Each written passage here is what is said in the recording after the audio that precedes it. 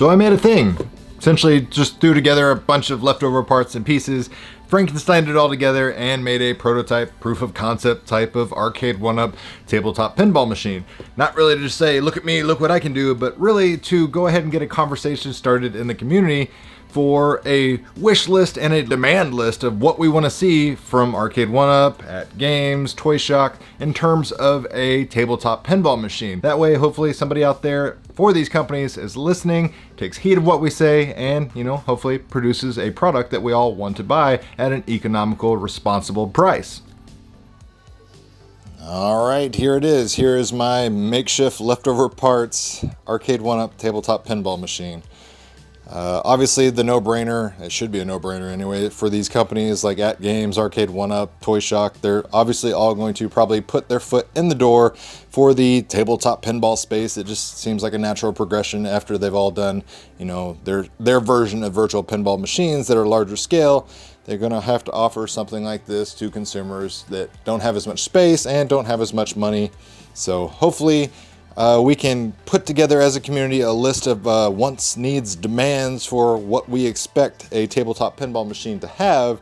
That way, hopefully some of these companies actually take heed and listen to us and produce some products that we actually want to buy that meet our needs and demands. But what I did here, repurposed a lot of existing parts that were left over after I modded my Marvel Arcade1Up pinball machine.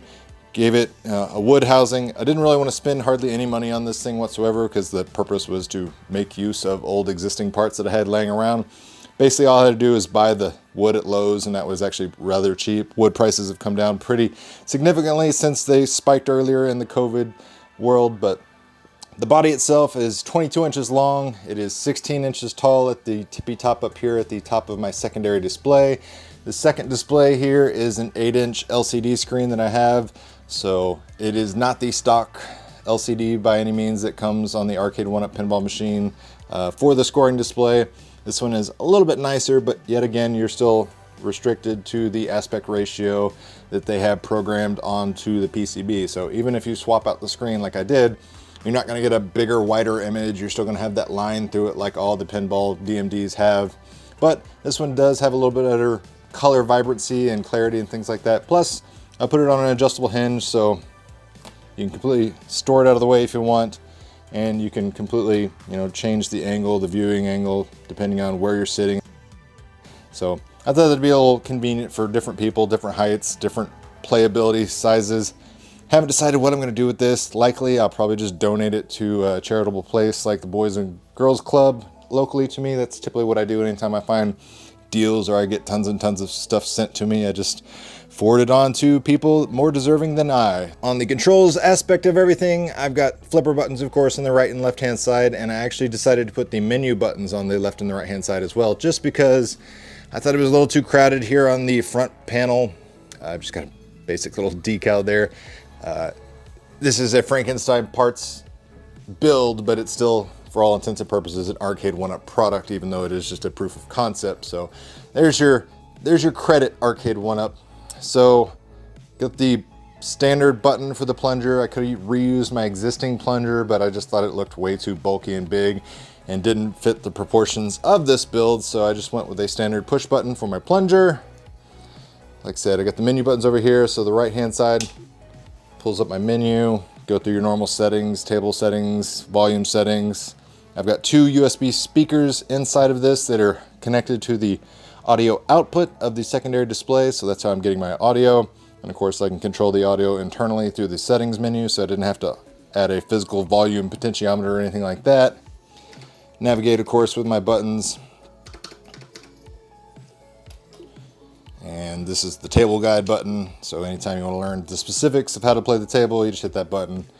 Very straightforward, easy peasy stuff. What I did is I reused the stock PCB and I actually have it mounted on the backside here, and I also have the accelerometer mounted on the backside here. That's another reason I didn't want to put the menu buttons here, because it was already taken up by the PCB of the controller and the accelerometer, but I still now have my physical nudging and that, so I can slap the machine around and do some ball saves, things like that. So overall, it's, a nice little handy, convenient, portable pinball machine. Easy to put on a bar top. Around the back, I've just, wired up a standard control button, turn the power on and off, just flick of the switch. Reusing the stock 24-inch Arcade1Up display that I pulled out of my Marvel pinball machine. Still the same 720p resolution output from the PCB. Even though it is a 1080p monitor, it's still relegated to only outputting that 720p resolution from the PCB.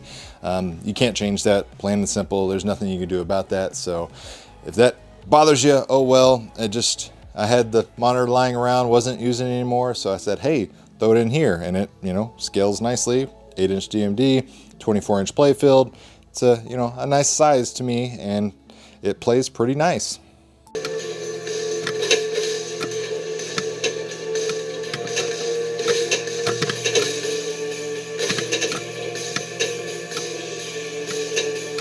do you defy your own race, X-Men? Join me.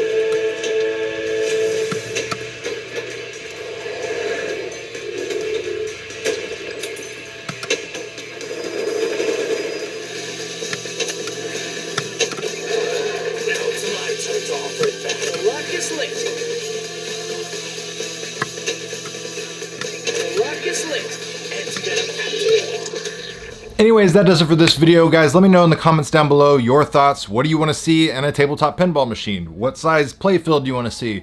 Do you even care about a secondary scoring display? Does haptic feedback matter at all? What price are you willing to pay? Let me know your thoughts and opinions down in the comments below. If you enjoyed this video, make sure you hit that like button. Share this video with your friends if you found the information helpful. And as always, thanks for watching, guys. It really means a lot.